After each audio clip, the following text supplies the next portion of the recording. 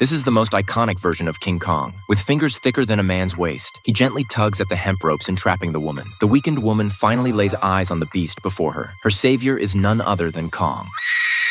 She was carried away from the altar, screaming incessantly along the way. Annoyed by her loud shrieks, Kong tried to shake her into unconsciousness. As she was being shaken, the woman caught glimpses of corpses scattered across the ground. It dawned on her that she was a sacrificial offering. She stabbed his finger and managed to escape. Unfortunately, her freedom was short-lived as she was quickly recaptured just a few steps later. The next morning, while Kong was having breakfast, she quietly slipped away again. However, as soon as she stepped out of the cave, Kong noticed her escape attempt. Terrified, she retreated backwards, accidentally stumbling at the edge of a cliff. Kong also took a step back in fright. It was then that the woman realized this enormous ape had no intention of devouring her. In a sudden turn of events, the woman pretended to be dead. Kong, concerned, checked on her condition. Abruptly, she sprang back to life, startling the giant gorilla. Once she confirmed her safety, she began to dance. Kong nearly broke into a toothy grin but remained cautious. Next, the woman unexpectedly performed a backflip. This time, Kong sat down to watch the show, even beating his chest to cheer her on. Encouraged, the woman diligently imitated a duck, danced ballet, and showcased acrobatic tricks. However, Kong had already grown tired of the performance and turned his head away in boredom. The woman started mimicking Charlie Chaplin's cane dance. Finally, Kong cracked a smile. With a swipe of his hand, he knocked the cane away. Amused by his successful mischief, then, with another wave of his hand, he sent the woman tumbling to the ground. Kong discovered a twisted sense of enjoyment. The more misfortune the woman faced, the more entertained he became. In the end, Kong even helped the woman to her feet, only to immediately push her back down. The woman had finally reached her breaking point. Kong sensed the woman's rejection. As the apex of Skull Island, it was the first time he experienced the rage of being spurned. Yet, Kong also knew the danger of unleashing his anger on the woman. In the end, he could only vent his fury on the rocks, effortlessly pushing over a 10-ton pile of boulders. Just as Kong finished showing off,